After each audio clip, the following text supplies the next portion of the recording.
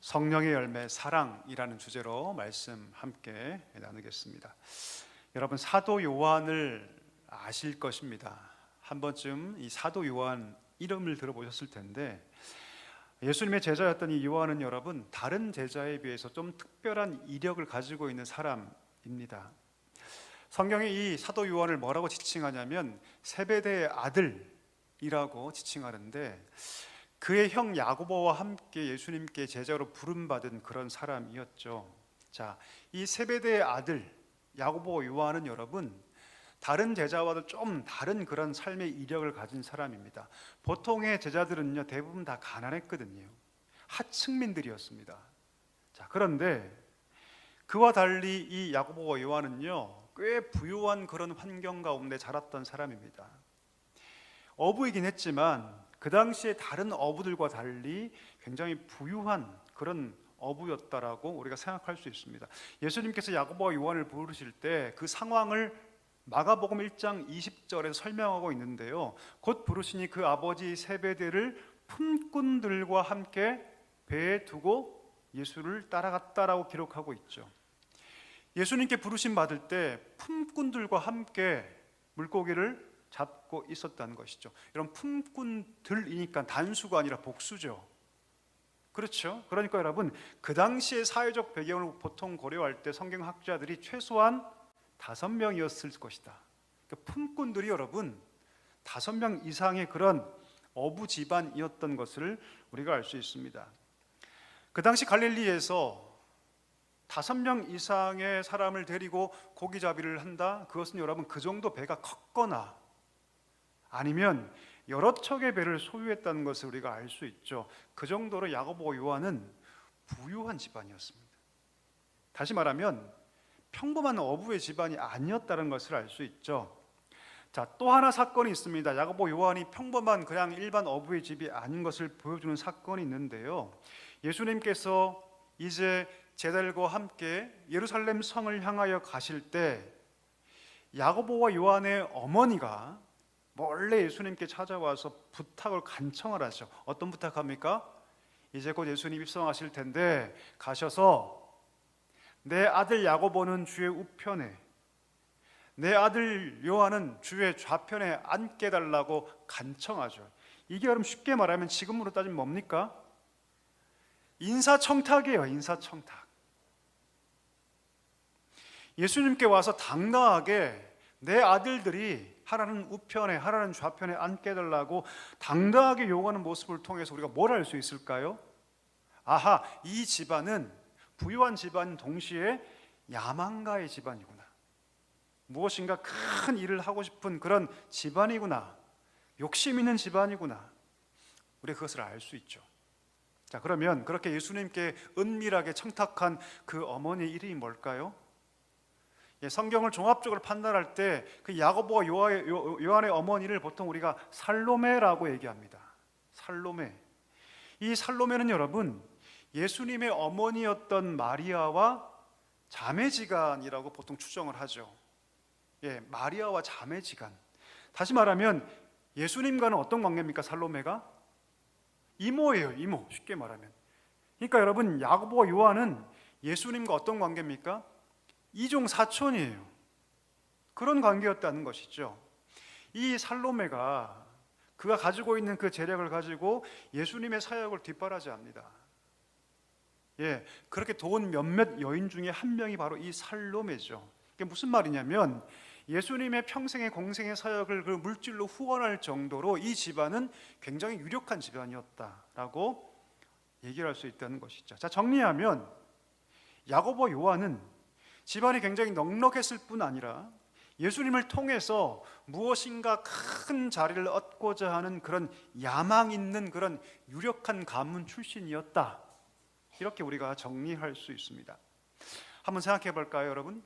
보통 이런 집안에서 나고 자라면 그 자녀의 성격이 어떻게 될까요?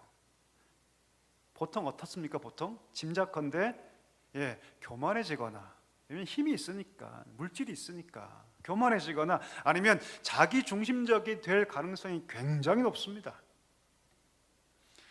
그런 성격을 보여주는 사건이 성경에 있죠. 예수님께서 이제 죽기로 각오하시고 예루살렘 성을 향하여 갈 때 사마리아 지방을 거쳐 가시거든요. 근데 그때 사마리아 사람들이 예수님 배척합니다. 왜 배척하냐면 아마도 이 사마리아 사람들은요, 예수님이 가서 왕이 되시면 이 사마리아 성을 가만두지 않을 거라고 예수님을 적대적으로 인식했던 것 같아요. 그래서 사마리아 사람들이 예수님 배척하죠. 그때 야고보 요한이 예수님께 뭐라고 얘기합니까? 주여, 우리가 불을 명해서 하늘로부터 불을 내려서 저들을 다 살라버리기를, 멸하기를 원하시나이까? 라고 예수님께 물어요. 평소 여러분, 예수님께서 사마리아 사람 어떻게 대하셨죠?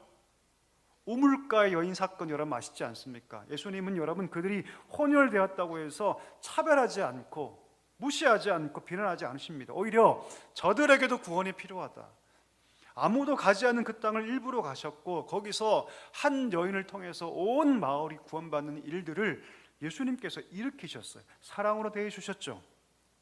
자, 이 사실을 야고보 요한이 잘 알고 있었는데 그 길을 지금 가고 계시는 예수님을 배척하는 그 사마리아 사람들을 보고 분노가 치올랐던 것이죠. 괘씸한 사람들, 어떻게 저럴 수가 있지? 저런 놈들은 당장 하늘에서 불이 내려서 살라버려야 한다 라고 생각했던 것입니다. 야고보 요한 성격이 얼마나 불같았는가를 알 수 있죠.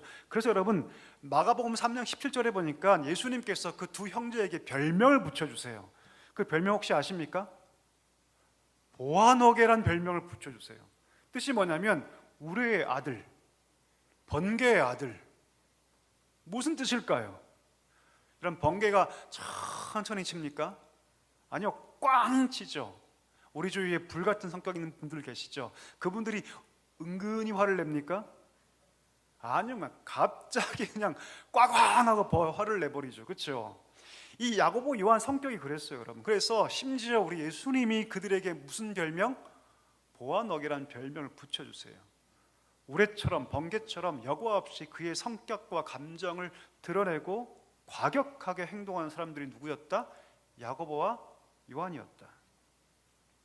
여러분, 야고보 요한은요, 우리가 일반적으로 생각하는 그런 제자들의 모습은 아니었습니다. 부유했고요, 권력에 대한 욕심도 있었고요, 강한 욕망을 가진 사람이었습니다. 그리고 더 나아가서 성격이 불같아요, 여러분. 힘이 있는데, 돈이 있는데, 야망이 있는데 성격이 어떻다고요?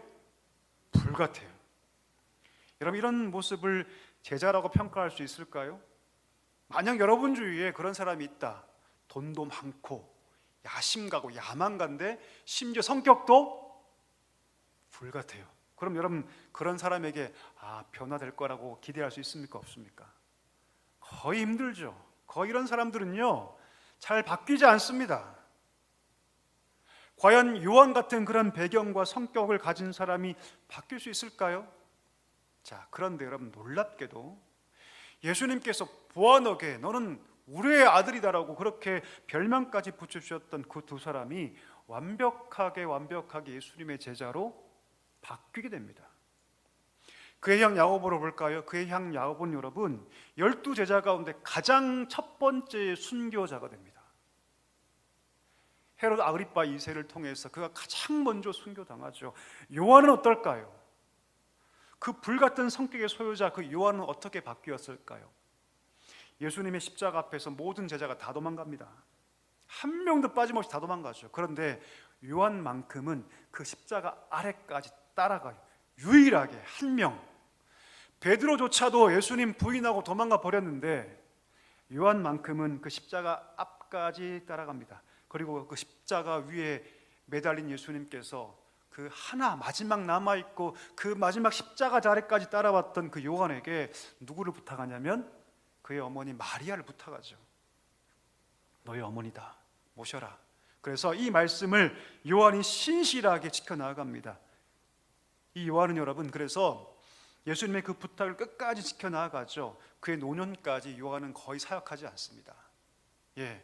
예수님께서 부탁하신 그 마리아를 봉행하는 일들을 최선을 다하죠. 그리고 그의 나이 노년이 되어서 비로소 본격적으로 사역의 현장에 나타나기 시작합니다. AD 95년 기독교당 박해가 정말 극에 달했을 때 도미티아누스 황제를 통해서 체포됩니다. 이 요한이, 그리고 우리가 알고 있는 반모섬 들어보셨습니까? 그 반모섬에 유배되죠.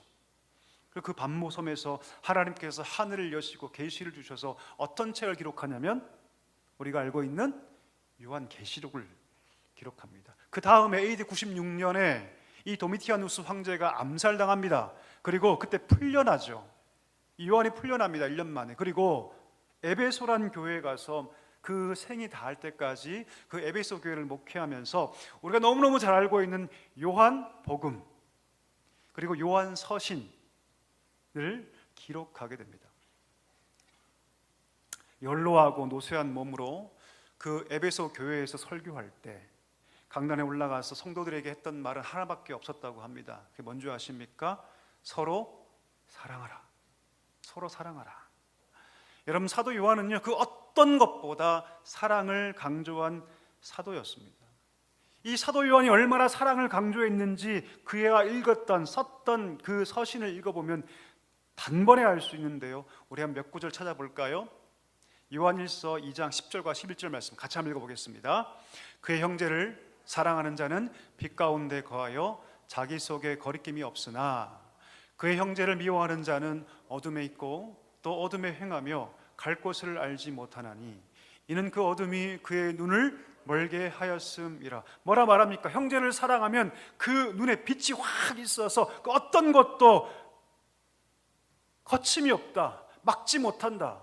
반대로 형제를 사랑하지 못하면 그 눈에 어둠이 있어서 그 어둠은 마치 그 사람의 눈을 멀게 하는 것과 똑같은 것인데 어디를 가든지 다 걸거친다. 넘어지고 자빠지고 쓰러진다 라고 얘기하죠. 두 번째 구절도 한번 보겠습니다. 요한일서 4장 7절과 8절 말씀 띄워주시죠. 같이 읽습니다. 사랑하는 자들아 우리가 서로 사랑하자. 사랑은 하나님께 속한 것이니 사랑하는 자마다 하나님으로부터 나서 하나님을 알고 사랑하지 아니한 자는 하나님을 알지 못하나니 이는 하나님은 사랑이심이라. 아멘. 요한이 하나님을 사랑으로 정의합니다.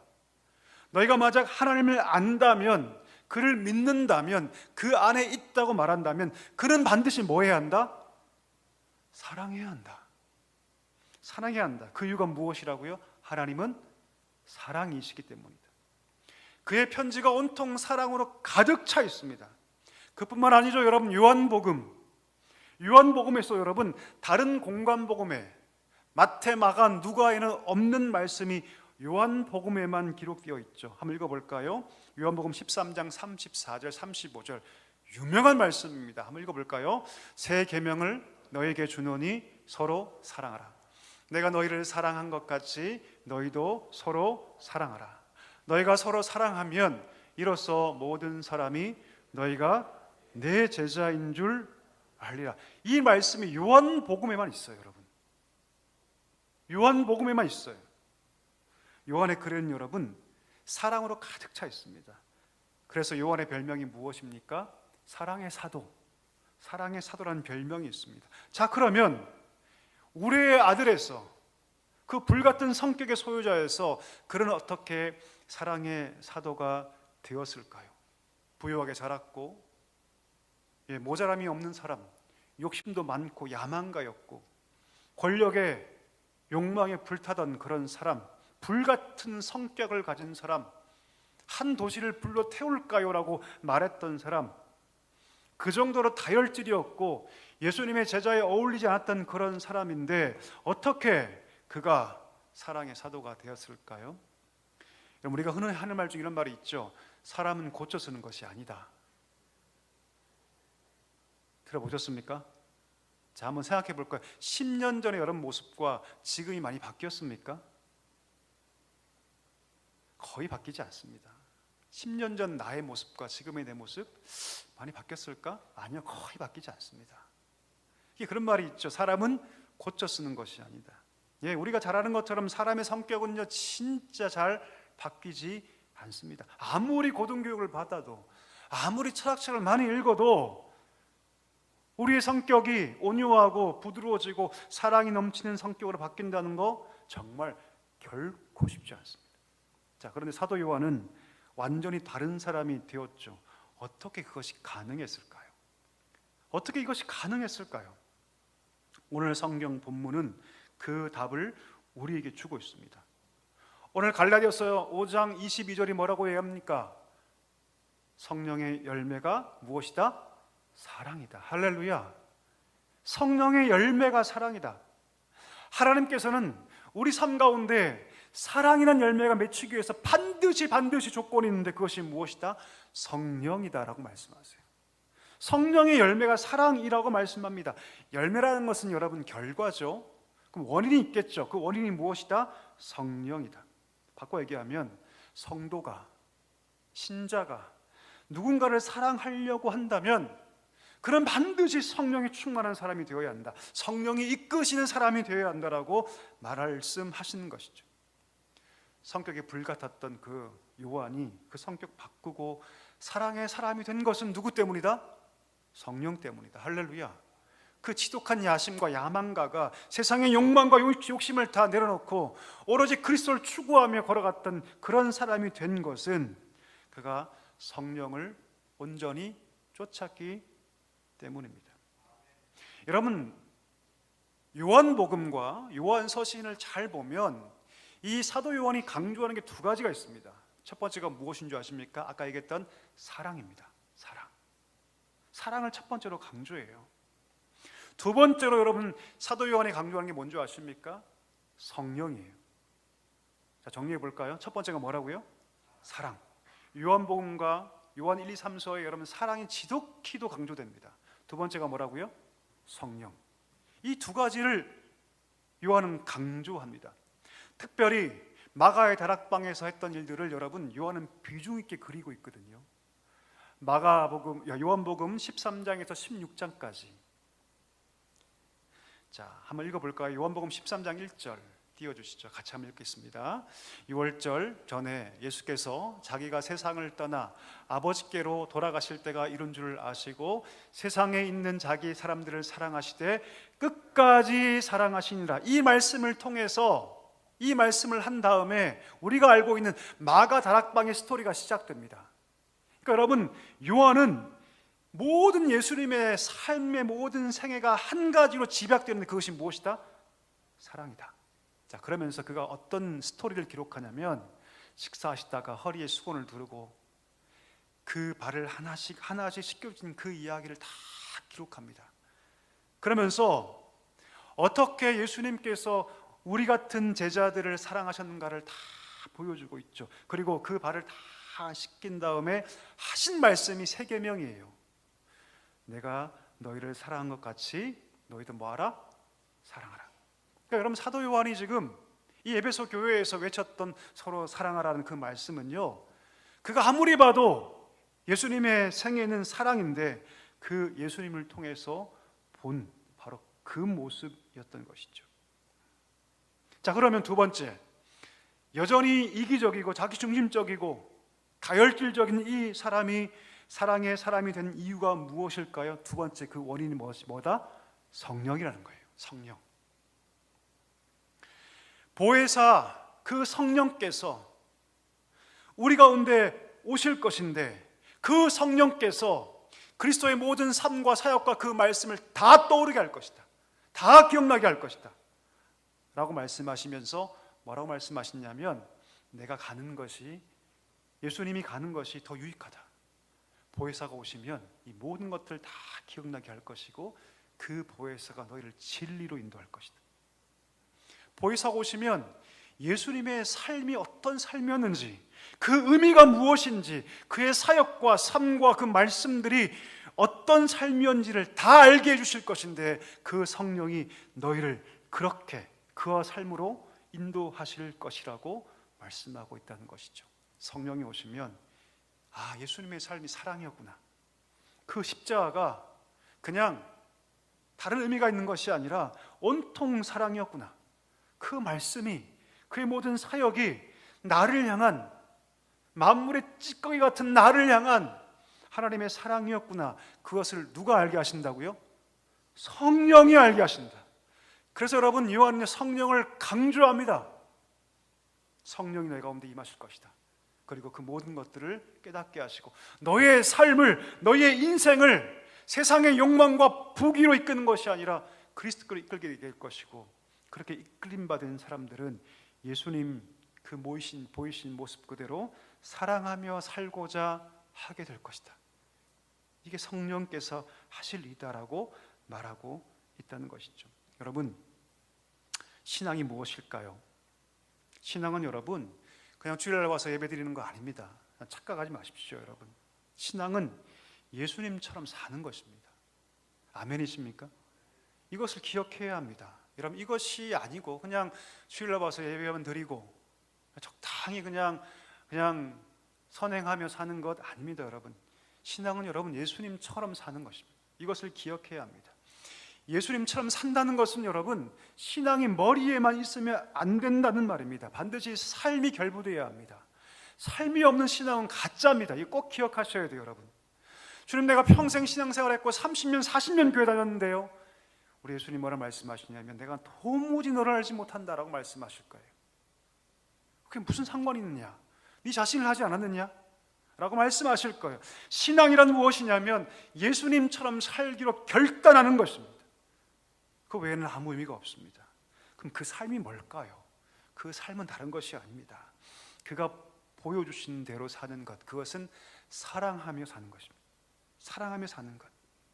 나와 같은 사람을 사랑하셨고 그 제자들 다 도망가 버리고 불같은 성격의 소유자였고 세상 욕망 덩어리였던 그들을 끝까지 품고 사랑하셔서 제자로 세우시고 그 길을 걷게 하신 그 하나님의 사랑 그대로 살아가는 것. 그래서 여러분, 성경은요 우리에게 사랑을 명령하면서 네 감정대로 사랑하라, 너 기준대로 사랑하라, 네 가치로 사랑하라 말하지 않습니다. 뭐라고 말합니까? 주님께서 우리를 사랑하신 대로 사랑하라, 이렇게 말합니다. 네 감정과 가치를 따라 사랑하는 것이 아니라 우리 주님께서 너희에게 그것을 보여주신 대로 사랑하라고 말씀하고 있습니다. 그럼 사랑 어렵죠? 어렵습니다. 사랑이 소중한 거 우리가 모릅니까? 다 알죠. 사랑이 가치 있는 거 다 압니다. 하지만 평생을 나 중심으로 살아왔기 때문에 다른 사람을 이해하고 품고 용납하는 거, 그것이 얼마나 힘들고 고통스러운 거 잘 압니다. 그래서 우리가 한 가지 분명히 인정해야 합니다. 그것은 무엇입니까? 내가 사랑하려고 하면 실패한다는 것입니다. 이것을 기억해야 합니다. 물론 여러분 개인 차이가 있겠죠. 어떤 사람은 여러분 할 수도 있습니다. 하지만 그것은 인간 수준에서의 사랑입니다. 하나님 원하시는 사랑은 그 이상이죠. 보여주신 그대로. 아가페의 사랑, 아가페는 무엇입니까? 무조건입니다. 상대가 나한테 아무것도 해주지 않아도 무조건입니다. 이것이 아가페죠. 세상의 사랑은 조건입니다. 그러나 하나님의 사랑은 무조건이죠. 그러나 이 무조건적인 아가페 사랑은 여러분 우리 안에 존재하지 않습니다. 이것을 알아야 합니다. 내가 사랑해야겠다고 노력함으로 그 사랑을 할 수 있는 것이 아닙니다. 우리는 본질적으로 이기적이고 우리는 본질적으로 욕심덩어리이기 때문에 사랑받는 것을 기뻐하지만 사랑하는 것에 약합니다. 이것을 너무너무 잘 아시는 하나님께서 누굴 보내주셨다고요? 성령을 보내주셨어요. 할렐루야. 그 성령이 어디 계시냐면 우리 마음 가운데 계세요. 우리 머리에 계시는 것이 아니라 우리 마음 가운데 보혜사, 파라클레이토스, 우리를 돕는 자로서 우리 심령, 우리 마음 가운데 보내셔서 우리에게 무엇을 강권하시냐면 사랑을 강권하신다고요. 그 성령을 따라 행할 때 우리가 비로소 뭐 할 수 있습니까? 사랑할 수 있습니다. 이것을 기억해야 합니다. 그래서 성경은 사랑을 얘기할 때 성령의 열매라고 말하는 것이죠. 여러분, 말씀을 정리하길 원하는데요, 성령을 따라 행하기를 축복합니다. 여러분, 우리 힘으로 할 수 없어요. 절대로 할 수 없습니다. 성령께서 오늘 나의 삶이 사랑의 삶이 되도록 우리를 강권하십니다. 이 성령의 이끄심의 그 힘에 민감해야 합니다.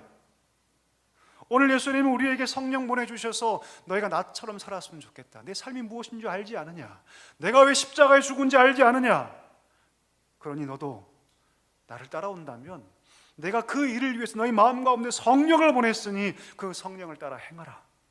그러면 육체의 욕심이 이루지 않을 것이다. 오늘 우리에게 말씀하고 계신 줄 믿습니다. 여러분, 우리 가운데 사랑의 열매가 없습니까? 이유는 너무너무 간단해요. 우리가 성령을 따라 살지 않기 때문입니다. 육체를 따라 살기 때문이죠. 나의 생각, 나의 판단, 내 감정, 이것을 따라 살기 때문입니다. 하지만 우리가 성령의 이끄심을 따라 살면 우리 가운데 사랑의 열매가 가득할 줄 믿습니다. 성경 뭐라는 줄 아십니까? 그렇게 사랑의 열매를 가득 맺히면 그것이 하나님께 영광이 된다. 세상이 너희를 바라보며 예수님의 제자라고 얘기할 것이다. 진짜 성도라고 얘기할 것이다. 라고 성경은 말씀하고 있습니다. 여러분, 성도가 사랑하면 예수님의 제자가 됩니다. 이 땅 가운데 하나님의 영광을 높이게 됩니다. 여러분, 사랑이 우리 삶 가운데 충만하게 되면 그 삶은, 그 가정은, 그 교회는 천국이 되는 줄 믿습니다. 오늘 이 은혜가 우리 몸 삶에 충만하게 임하기를 간절히 축원합니다.